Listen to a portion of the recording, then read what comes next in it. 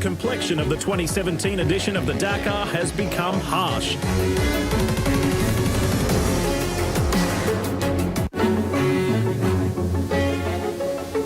The complexion of the 2017 edition of the Dakar has become harsh. Carlos Sainz, the latest victim of its ferocity.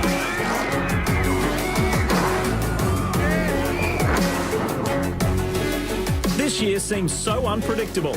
In both the bikes and quads, there have been 5 different winners in as many stages. For the cars and trucks, almost the same with 4. So the question goes out, who wants to win this thing?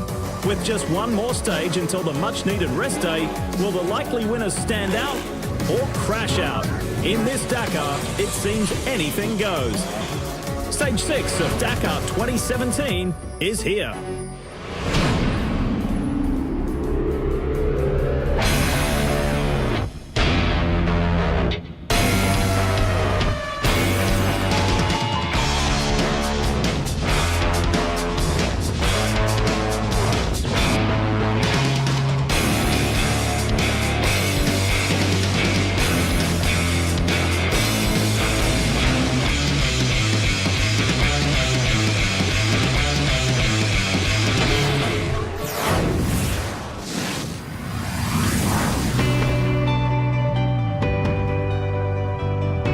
Looking at these images, it's hard to believe that Bolivia is experiencing its worst drought in 25 years.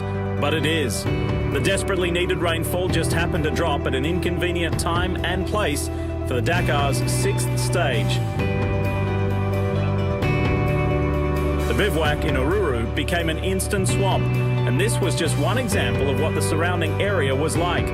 Too dangerous to compete, rally organisers were forced to make a decision and adjust on the fly, so to speak. Unfortunately, these conditions have forced us to cancel today's stage. We're going to reorganise the Dakar so that we can still go to La Paz and get everyone in the right frame of mind to set off again on Monday morning. For the spectators, they at least got to see the competitors begin to make their way to La Paz, and the riders equally appreciative for the support in such trying conditions. This was now an unexpected day of relaxed travelling. Stage 6, meant to be run between Oruro and La Paz, the most northern point in Bolivia the rally would reach, a total of 488 miles, with the competitive part the longest of the week at 327 miles. But instead, they were able to cruise to La Paz for the rest day. What a mix of leaders there is after just 5 stages in the cars. Stefan Peterhansel is building on a potential 13th Dakar title.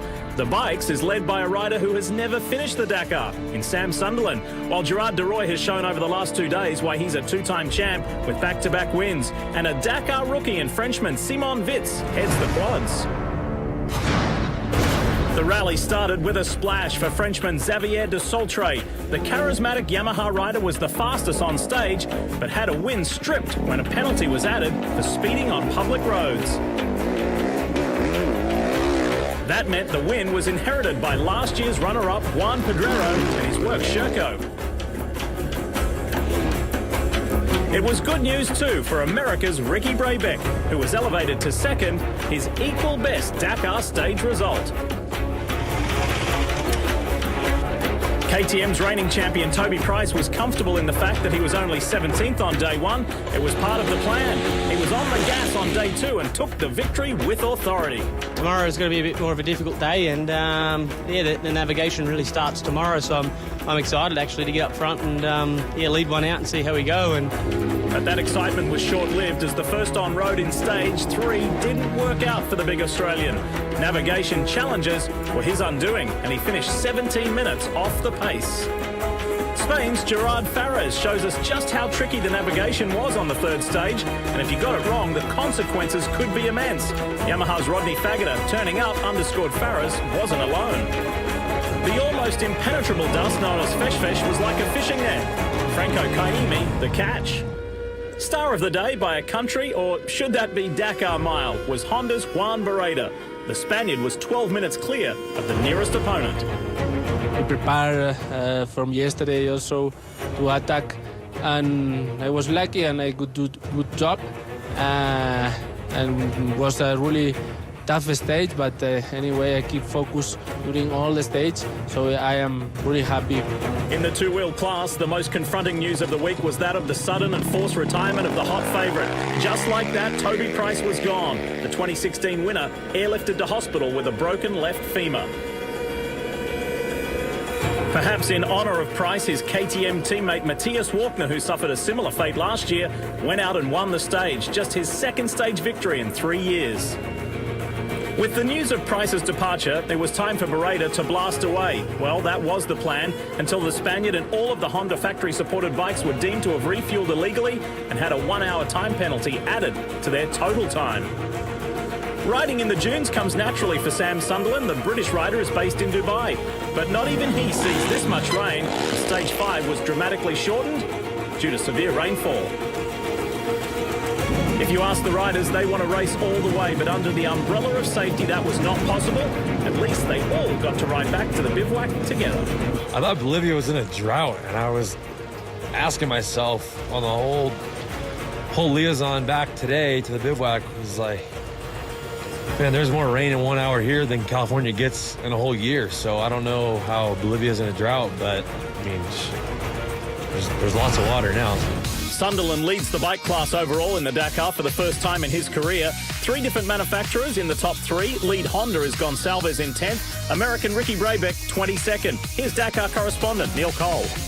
Well, thanks, Lee. All I can tell you is it's been a breathless week, not just because we've been consistently over 3,500 metres above sea level here at the Dakar. The bikes, the lead has changed every single day since we started. In fact, the fact that we're at La Paz here in Bolivia for the rest day is probably good, because that's exactly what everyone needs, is some peace, just to get over the chaos of the first week.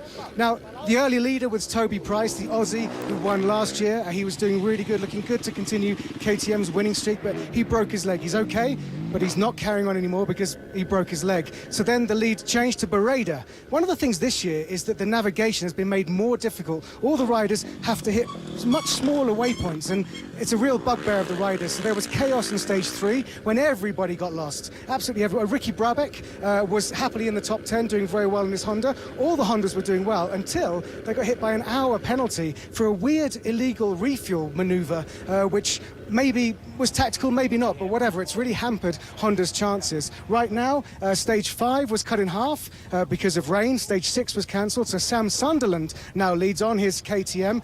Closest rival, second place, is Quintanilla, who's 12 minutes back. Ricky Brabeck currently has a mountain to climb. I mean, literally, there's mountains, but also metaphorically. He's way back in 22nd, almost 2 hours behind the leaders. But it's been an incredible week at the Dakar, and I'm sure the next week is going to bring more drama. In the cars, gone are champs Nasser Al-Attiyah and El Matador Carlos Sainz in an eventful first week. But if you want big names, there's still plenty in, like Monsieur Dakar, Stefan Peter Hansel, and his understudy Cyril Dupre. How was their opening week? We'll find out next.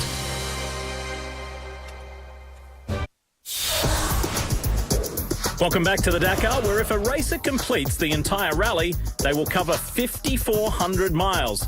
To compare that to other series, one would have to complete a total of 11 Indy 500s back-to-back. Or perhaps run the entire season of the 2016 Formula One World Championship. Not even close. Or drive a dizzying 10,000 laps at Bristol Motor Speedway, home to NASCAR's Premier Series. Without any racing today, the cars joined the caravan to La Paz with an eventful week behind them. Two-time champion Nasser Al-Attiyah had a new team, Toyota, but the same red-hot desire. The Qatari took the opening stage, but then discovered a fire in his engine near the finish. He had to be towed back to the bivouac, where no damage was found. When we stop in the finish and just we see the flame, and it's good it's happened in the small stage and not in the big stage. Xevi Pons was the surprise of stage 1, finishing just behind Al-Attiyah. But the Spaniard pushed his Ford too hard the following day, and a series of high-speed rolls forced him to retire. Stage 2 went to Sebastian Loeb, one of 4 drivers in the star-heavy Peugeot team that's considered big favourites. But the car was working perfectly and no problem at all at the moment. On day 3, the story of the car class took on a new direction as many teams that day lost theirs. But the big loss that stage was Alatia, who lost a wheel near the finish and was unable to return the next day.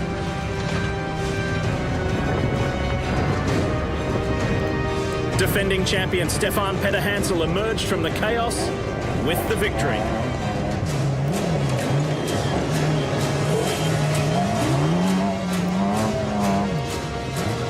We are consistent, we never stopped, and no mistake of navigation.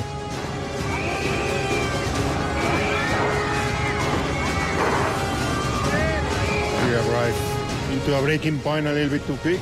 The car turned sideways, I catch the inside, then flip me over,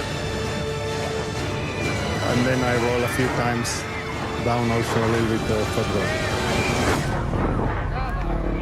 Drop maybe 15 meters, something like that. With Sainz out, the Dakar lost former champs on back-to-back days. So imagine the irony when another former winner, Cyril Dupre, a 5-time winner in the bikes, claimed the stage victory.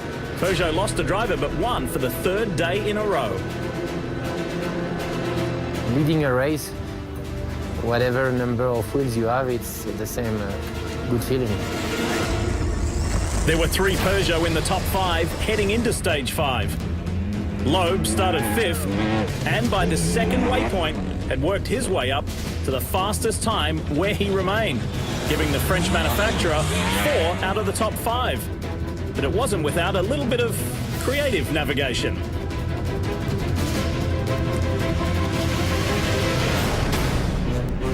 Peter-Hansel drove on edge all day, pushing to remain with Loeb and Dupre. He ended up 1.5 minutes behind Loeb, but 9 minutes ahead of Dupre. More than enough to give Peter-Hansel the overall lead. We finished 3rd today and we take the lead for nothing, but it's better than to be in the bike. Really unpredictable, and but at the moment I'm happy because Daniel did a good job. I think he understood a lot better than last year how it works. I hope we can continue to be concentrated and do some good stages. 5 days on 4 different leaders. This is a good race, good start of the race. The Peugeot Super Team has performed well with 12-time winner Peter-Hansel in the lead with 9-time WRC champion Sebastian Loeb in second. Cyril Dupre, a 5-time winner in the bike class, now up front in the car class, while 2-time champion Carlos Sainz had the early exit. Toyota teamed up 3 former champions to challenge Peugeot, and only Nani Roma is left with a realistic chance. Team veteran Janil de Villiers is over an hour back in 8th, but at least the South African is still around, unlike Nasser Al-Attiyah. Rounding out the top 10, Mini has 4 cars up there, led by Mikko Hirvonen, who would have been near the top if not for losing 42 minutes in yesterday's stage. But it's Peugeot's Dakar to lose. For more, here's 2006 Cars champ, Luc Alphand. Thanks, Lee. I am Luc Alphand here in the Peugeot Sport team here in La Paz, Bolivia. With the Peugeot team, they have been a solid and consistent teams since the beginning of the race. They are the 3 first spots of the race, leading. First of all, with Stefan Peter-Hansel, the great Dakar man. We saw they are very strong. The navigation this year is very complex, and the Peugeot team is going around all the traps of this.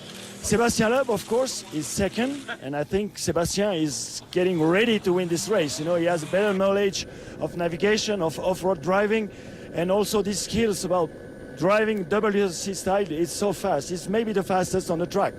And Cyril Dupre, the whole motorbike driver, seems also be ready to be the nice and fast challenger for this second week and the overall win. So we cannot wait to see the second week of the race. It's going to be very exciting, you know, and don't miss the second week.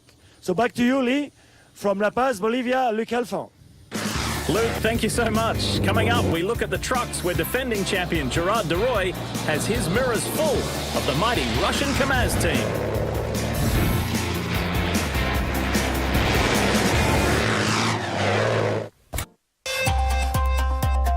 Today was a really hot stage.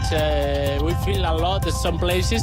I was trying to hit the water holes on purpose to get water, you know, on my boots, you know, maybe up on my arms. of course, the tires, because the tires are getting a workout already. You know, I didn't want to be stuck out there with the cows with a melted tire. I'm looking forward to some colder weather at the moment. It's boiling down here, so I want to get up there as quickly as possible. You feel a lot the altitude in the engine. Also, you feel it. It's difficult to breathe. I felt it, dude. We were up in the neutralization at 5,000, and you're riding along like, you know, trying to sort of have a blink and refocus. But yeah, for sure, I felt it. It was heavier. Now a little fun on the road. The race has reached 16,000 feet of elevation this week, but the Potato Crisps only got to 11,500 before going pop. Since 2000, only 4 teams have defeated the Russian Kamaz in the trucks, and only Dutchman Gerard de Rooij has done it more than once. So what about the road to a third title? As usual, it involves 4 mighty Kamaz. As defending champion, de Rooij left the start first in his 35,000-pound Iveco, but before the stage was over, he had to change a rear tyre that caught fire. It only cost him 42 seconds, though.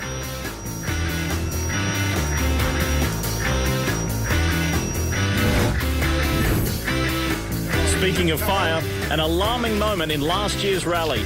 That's the truck of fellow Dutchman Martin van den Brink, completely destroyed on only the second stage of the rally.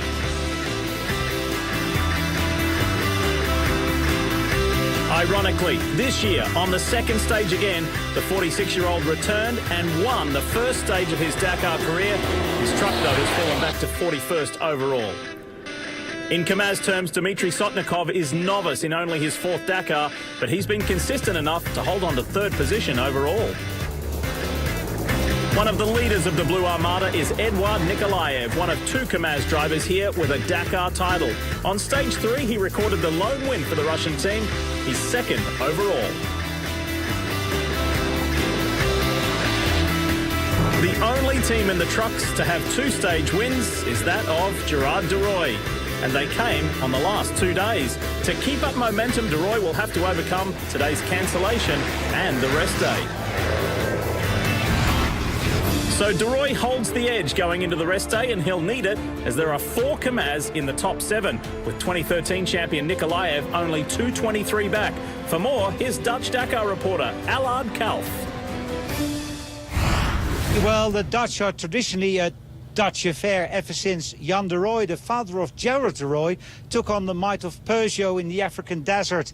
Gerard de Rooij currently leading the truck category, but only by what they call a flat tire. So it's minutes. It takes about 8 minutes to change a tire on a truck. So if you lead by 10 minutes, 1 flat tire, your lead's gone. The big clash is, as usual, between Gerard de Rooij and his Iveco, the one with the nose, and the Kamaz trucks from Russia. They are flying machines. 95 mile an hour, weight balance absolutely perfect. They've been dominating this race for years and years, but now they seem to be playing second fiddle. And a lot of the favorites have gone already, like Martin van der Brink in his Renault. He had almighty turbo problems. He was going to go for the win. He isn't going to win this rally. He might win the stakes. If I would put my money on something, it would be on Gerard de Rooij. Why? Because we're going back to Argentina. Last year in 1 stage, he took over an hour on the competition.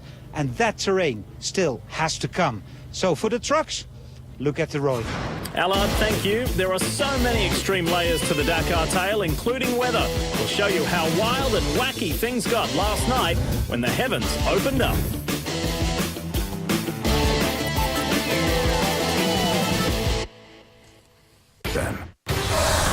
182 vehicles started the inaugural rally in Paris, with 74 surviving the race to the Senegalese capital of Dakar. Safety concerns caused cancellation in 2008. The race moved to South America in 2009, where 5 different nations have hosted the past 9 years. This year, racers from 59 countries are represented, including 1 American, California's Ricky Brabeck. The extreme thunderstorms and rain that bombarded the Bolivian area of Oruro over the past 48 hours not only created chaos, but a route that was not drivable, and areas of flash flooding that were extremely dangerous. By Friday night, the liaison section and the bivouac had teams scrambling to seek shelter a somewhat dry path, and any higher ground possible.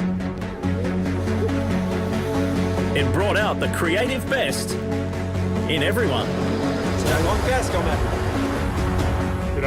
Here we are, we survived this chaotic day. Tomorrow we'll see what happens. As conditions deteriorated into the night, the bivouac provided little shelter. But it's those who have not made it back to the bivouac that's the concerning factor for organisers.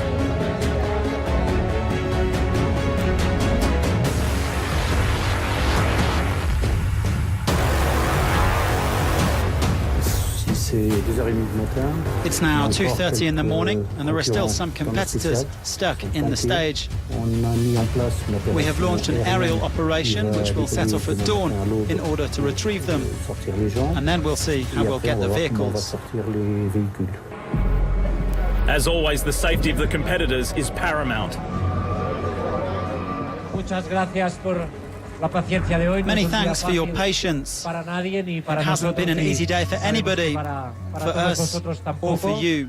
We've worked as hard as we can to organise the stage for tomorrow, but in these conditions, it's going to be impossible.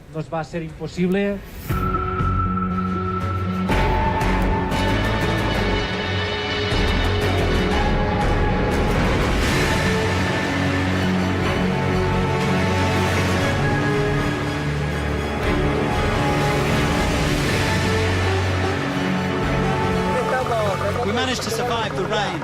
Another day down. Heading into the rest day, the quads class is led by a rookie and he's the 5th different overall leader in as many days. Not sure that's the case in the trucks as experience and knowledge is coming to the fore. In the bikes class, it's been blown wide open with Price's retirement and Honda's penalty, while in the cars, the lion is roaring. Peugeot is the team to beat. So after a couple of soggy days, those who make it to the Bolivian capital of La Paz will have a rest to address wet clothes, weary bones and well-travelled machines. Join us again tomorrow at 6:30 p.m. Eastern for continued coverage of the 39th Dakar Rally. For our entire NBC Sports crew, I'm Lee Diffie, saying thanks for taking the Dakar journey with us.